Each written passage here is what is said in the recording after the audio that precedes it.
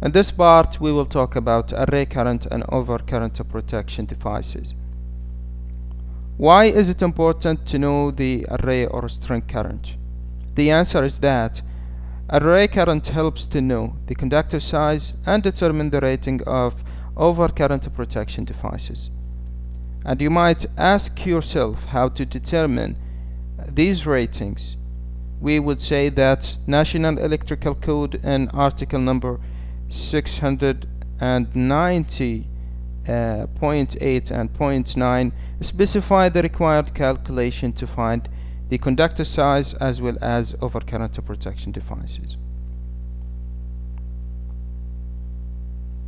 It is known that the string has many modules connected in series, which means that the current of one module is equal to the current of the strings, and to account or to get the maximum current of this string we multiply by 1.25, and this is because we are going to consider the increase of irradiance and the ability of module to produce more than the rated power or the rated current.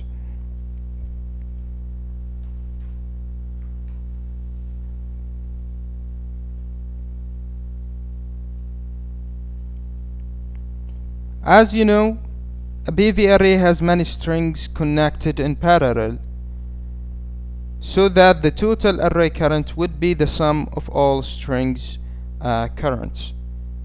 And similarly, to get the maximum array current, we multiply by 1.25.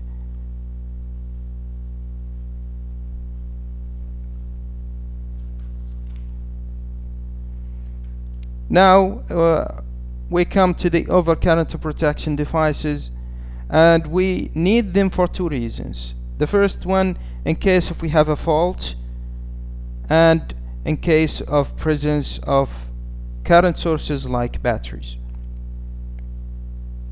So in this diagram we see that we have three strings, and we have a combiner box, and this is where we are going to put our overcurrent protection devices, or simply the fuses.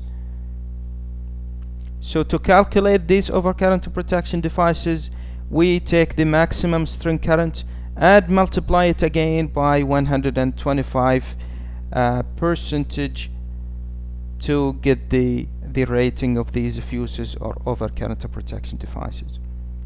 Here is an example, and here we are going to calculate the string and array currents of a PV array that has 3 strings and 15 modules connected in series in each string.